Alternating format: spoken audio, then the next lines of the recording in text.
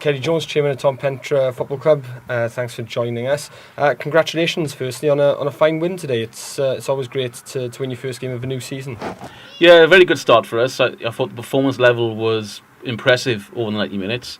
Pentre had a really strong spell just before the end of the first half, pegged us back to 2-2. Second half, I thought we dug in deep and showed a lot of passion, a lot of character, and I felt over the 90 minutes, it was a deserved win, and it's a great start for the lads, for Lee and his management team, and for the whole club. And I think it gives us something solid to build on, really, for the start of the season. Now, one thing which is important to point out is the recruitment process over the summer. It's a lot of local-based talent that's been brought into the club. That obviously feeds as well into the future direction of the Bulldogs. Yes, it does, and we set ourselves an ambition a number of years ago, really, within the last 2 years, to go out and set out and recruit local players. We want to give lads from the Rhondda an opportunity to progress to play for the first team in the Welsh League, hopefully Welsh League Division 1. We've been able to deliver that over the last, for a number of years.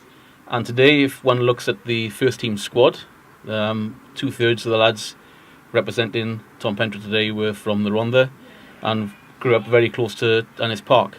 So it's a promising sign for us, and I think really it's not just about enabling these players to play, but when you look at the performance level today, I thought it was fantastic, and to get that local feel to the first team is where we want to be. But also, that's not to say there were some very good performances from lads outside the Rhondda, and I think there will always be that blend, given the level that we're playing at, of strong local players and talent from elsewhere. But there is certainly a Rhondda heart sort of beating now within Pentre. And of course, not just the first team either. If we stick to the sort of playing side of things, there's been huge developments with regards to obviously the third season of the youth team and the introduction of a reserve team. Yeah, and it's another piece of the jigsaw, if you like. We're very conscious that just having one senior team is never an ideal scenario when you're trying to build a football club. You need to find that pathway, really, from the McWhirter side through to the first team, and we feel the reserve team is another building block in allowing these lads to experience senior football, stepping up from youth football, and also it's an opportunity for even some, I guess, more experienced senior players to join the club and to try and take that next step to Welsh League.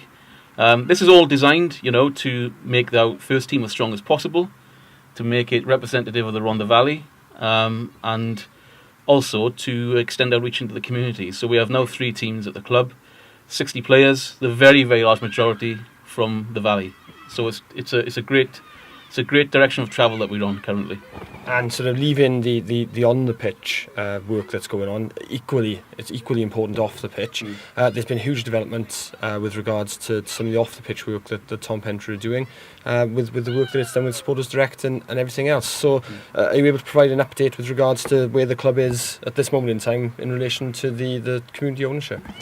So the club has converted to a community benefit society. So our model is one that is similar, almost identical in some respects to other notable clubs such as Wrexham, Merthyr Town, FC United of Manchester, City Liverpool. We are owned by the community, and today we launched a membership scheme with expressions of interest within the matchday programme for those that have got a passion for Pentre Football Club, passion for Rhondda football, passion for community development. We are looking for new members to join the club, and we're inviting the community to become shareholders of Pentre. For £10, you can own the club. So this membership model is up and running. It's live, and as chairman of the club, I'm delighted with the commitment that I've seen from all the volunteers. We're all volunteers at the club running this fantastic football club in the heart of the valley. And the great news is to our supporters, to members of the community, that this is your club and you can actually own it. And all that we own will be owned by the community. Yeah, it's a really important model, and I think hopefully the club is beginning to see some of the fruits of the work that it's already done. Obviously, there's charity work going on here. There's all other kinds of community work. So it's really important for the future of the club, isn't it? Yeah, absolutely. And this model is about building partnerships. And I'm a firm believer in the club in all its forms, whether that's youth football, senior football, the community development work we do with partnerships. It's all about working with others and trying to build a vision of how this football club can help develop the community. And I think actually, if you look 5 years, 10 years ahead, a football club can be a very powerful force for the community, and that's not just with sport, but that's with education, skills, and other regeneration work. So there's a strong vision behind this, and if you look at, for example, the work that Merthyr Town does within in its community, it's more than just kicking a ball around a pitch, and that's what I'd like for Tom Pentre and for this football club in the Rhondda. And of course, this isn't all talk. The football club has a strategy which it launched earlier in the week. Can you tell us a little bit about that, what it outlines, and the reason for releasing it? The strategy essentially outlines the direction of travel for the football club. I think it's the easiest thing in the world to write words on paper, but there is some real intent behind the words. I think it sets out a 10-year vision. I mean, initially 5 years of where you want to be in 5 years' time.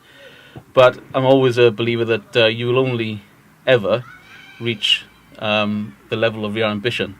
So it's a very ambitious plan, and it will take a great deal of effort, commitment, and vision from those associated with the club today, but also those that will be associated with the club tomorrow. Because I hope now through this membership model, we will help, recruit and attract new members that will help take this club to the next level. And over that 5-10 year period, we would like to think that we can get this club back into the Welsh Premier.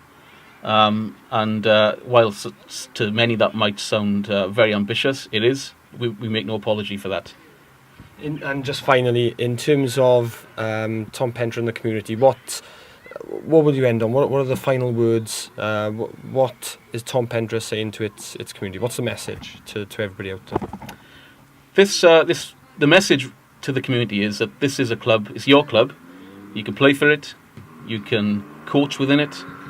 You can become a volunteer to reinvest some of your experiences, skills back into a genuinely community-led organisation.